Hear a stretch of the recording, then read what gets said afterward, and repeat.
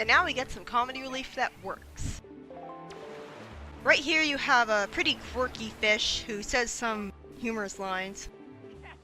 I like the way he talks, like the way he he has a sense of humor. And it's not bland with Chip where it's like, oh, I'm going to mention chocolate. And that's funny all by itself, apparently. These guys are basically here to give you hints, which is good, especially when this game was released, when FAQs weren't nearly as much of a widespread, easily accessible thing.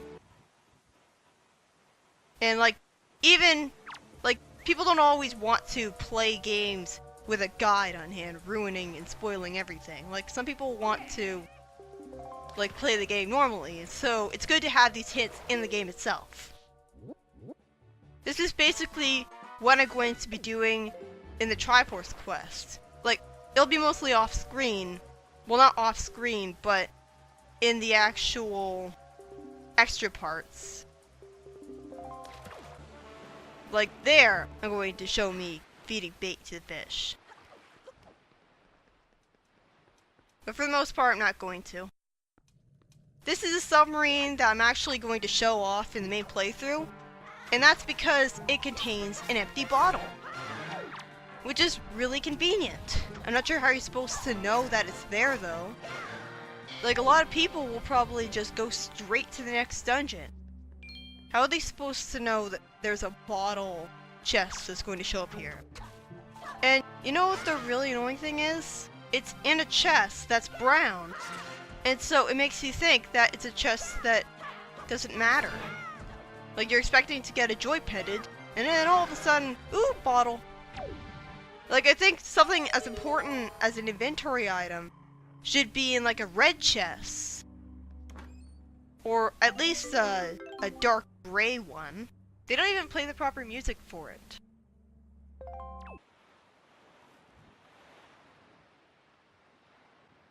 And here's a glitch.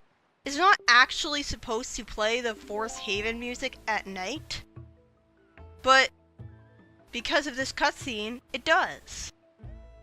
And I'm really surprised they didn't catch this in playtesting, because this is such an easy glitch to activate, even by accident, just playing the game normally. I always get to this part of the game.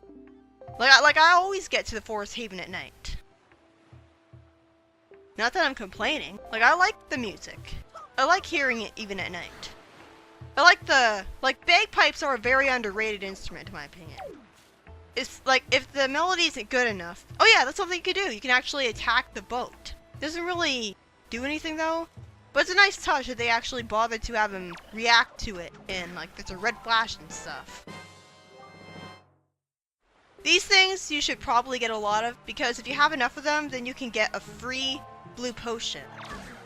And blue potion is the stuff that you want to have the most of in your bottles. Usually you should have blue potion, and I guess one fairy just in case you die before being able to drink a potion. It's good to make sure. This is an easy game, but it is always good to have at least one fairy in a bottle. At this point in the game though, blue potion is kind of redundant. I mean, obviously it's good for filling up the magic meter. It's weird, you don't actually get a magic meter until you get the first item that uses up magic. Like in every other Zelda game with a magic meter, you always had it from the very beginning. In Link to the Past, you got a magic using item from the very beginning. Like the lantern. This is a pretty stark contrast. I think these projectile shooting things are the biggest example of how Octoroks came from squids. Because these are basically Octoroks, but they're squids and they're constrained to the sea. You barely ever get to deal with them, which is sad because I like reflecting their projectiles back at them. You could do it with a sword, or you could do it with the lame and worthless shield. Just like in Minish Cap, and just like in Link's Awakening. The annoying thing about the shield is that it only blocks projectiles and stuff when you specifically go out of your way to hold the R button down. And when you're doing that, you can't attack, or use an item. So you're basically just wasting your time that you could have been spending attacking. So the shield is practically useless to me. I never actually use it. Like, a challenge run where you don't use the shield is not a challenge run. Because they're going to be doing it anyways. Like, it's nice for decoration, I guess. I like this place, too. Like, in general, I like the melody of Forest Haven. I don't really get why bagpipes specifically are used. I mean, is it a Scottish-like area? I don't know.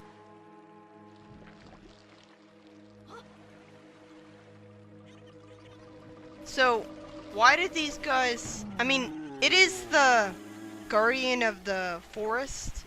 So I guess it makes sense that Ganon would send these monsters after them. And it's certainly going to have a less dark ending than in Ocarina of Time, where the Dooku Tree dies, even though you beat his curse. And so that should have saved him, but whatever. You gotta have him die to be all dark and gritty, I guess. In this game, you save him, and everything's fine. Which makes sense, since you defeated all of the monsters that were summoned. That makes sense, like, this is a more levity-filled game. So, it's good that you save him. He basically calls you a hero here. Like, he must be saying that. This is confusing. Like, I guess it's just the clothing.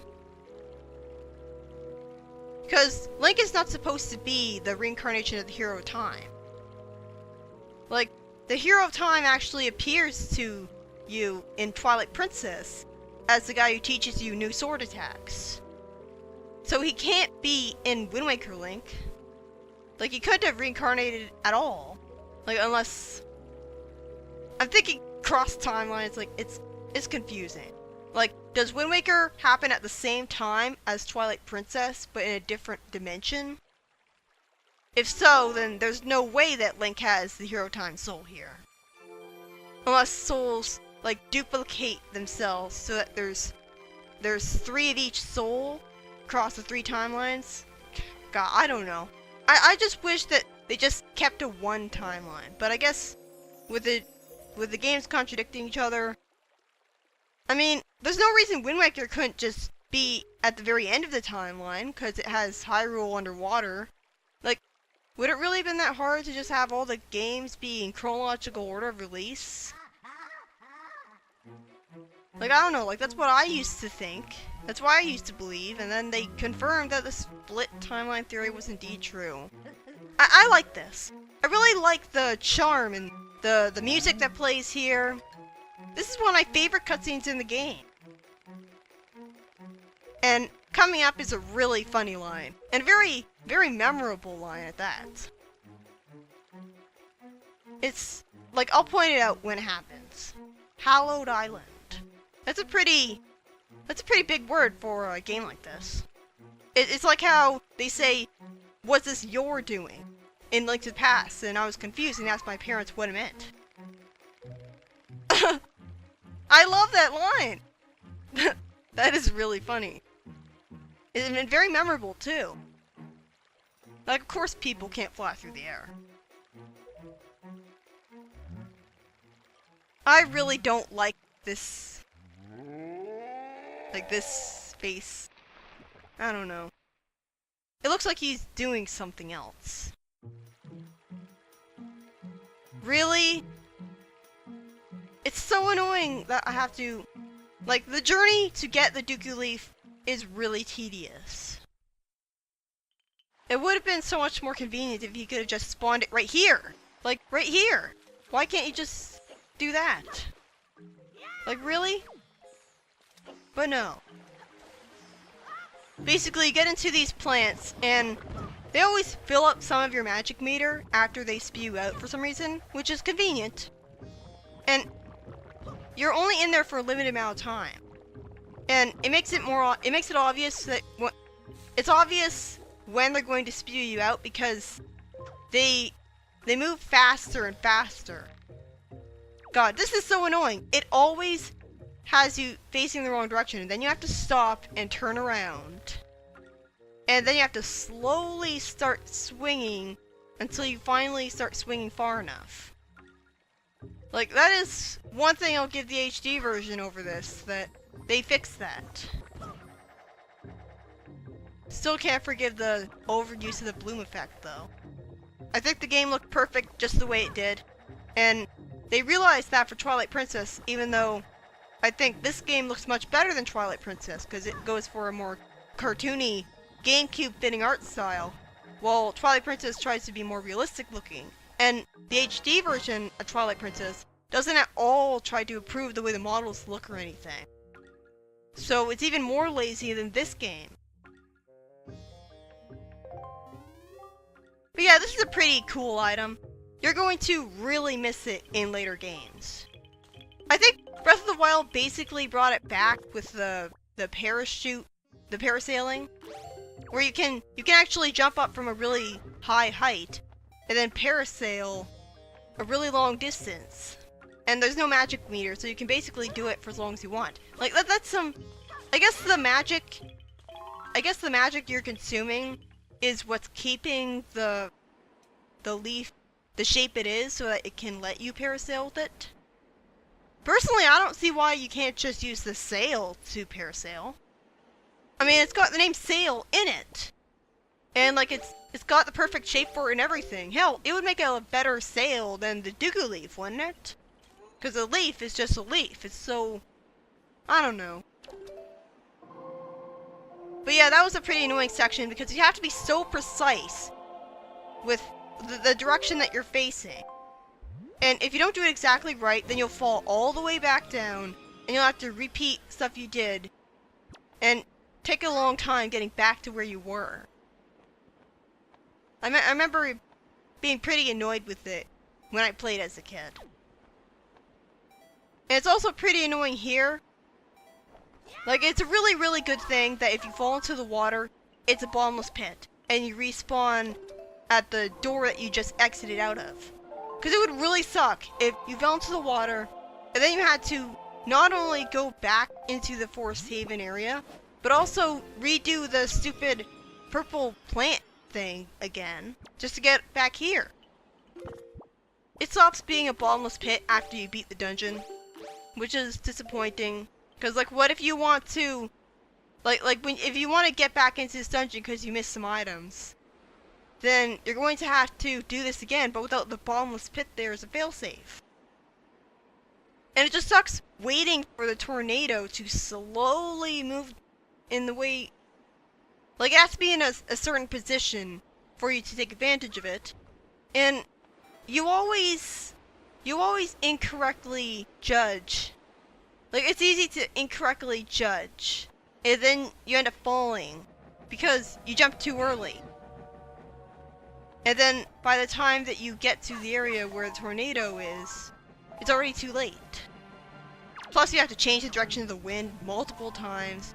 And you always have to sit through the animations that play every time that you change the direction of the wind. These are useful for a side quest that gives you a piece of heart. So it's a good idea to get a lot of them.